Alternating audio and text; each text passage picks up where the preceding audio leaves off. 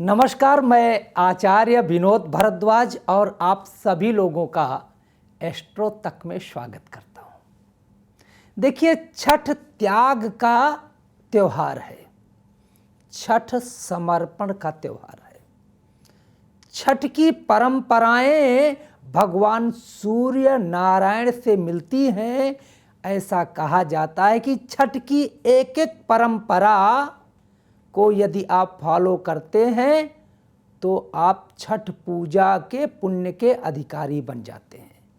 आज हम बात करेंगे एक परंपरा की, चुपचाप खीर क्या है, कैसे बनाई जाती है, कैसे खाई जाती है। और एक मजे की बात,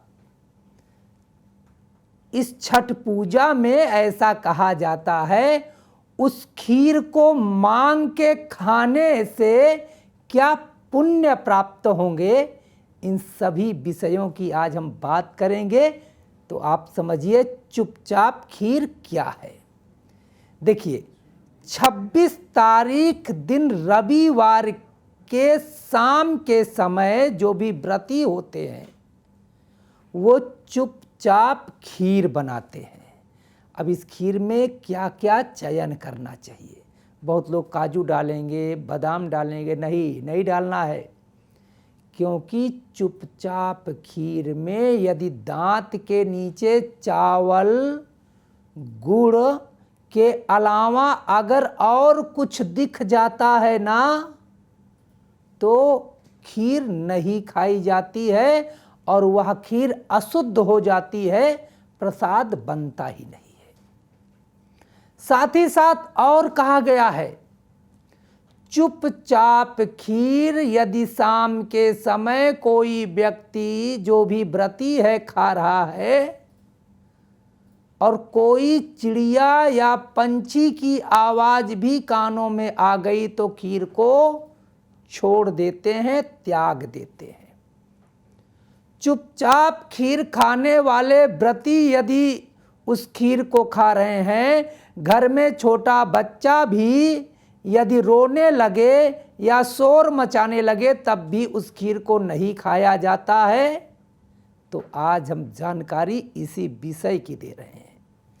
देखिए, चुपचाप खीर, शुद्ध गंगा जल, शुद्ध चावल में ध्यान दीजिएगा कि कोई धान का बीज ना हो, क्योंकि धान होगा तो दांत के नीचे आएगा तो आपकी चुपचाप खीर खराब हो जाएगी। अच्छी तरह से उसे जांच लीजिए, परख लीजिए।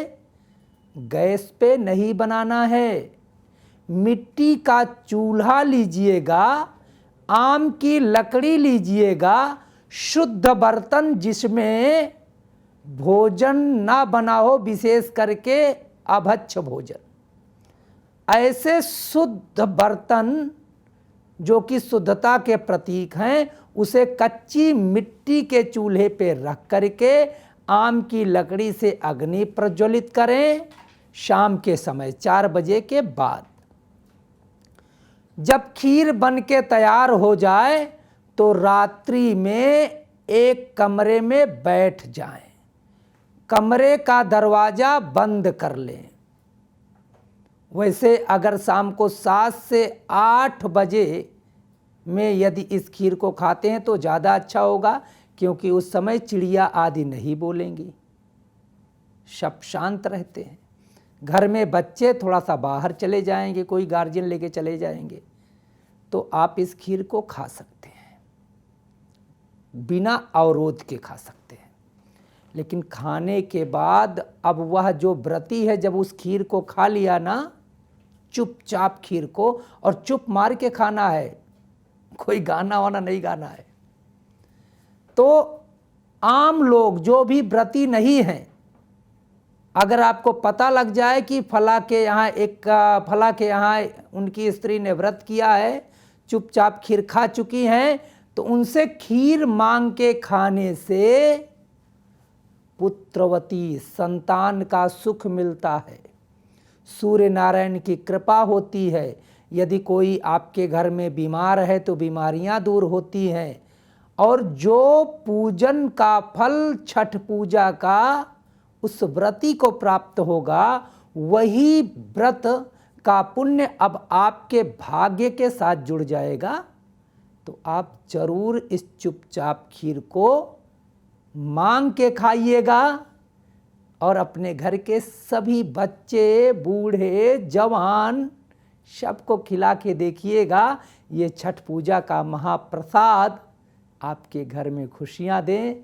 यह जानकारी अच्छी लगी है तो कमेंट बॉक्स में आकर के सूर्याय नमः लिख दें। यदि कुछ और इस विषय में जानना चाहते हैं तो कमेंट बॉक्स में आकर के कमेंट करें। आप लोगों का बहुत बहुत धन्यवाद। नमस्कार। अगर आप मुझसे जुड़ करके अपनी समस्याओं का समाधान चाहते हैं और चाहते हैं कि आपकी समस्याओं को ज्योतिष के माध्यम से सुलझाया जाए, तो आप हमसे संपर्क कर सकते हैं, जुड़ सकते हैं एस्ट्रो तक पर।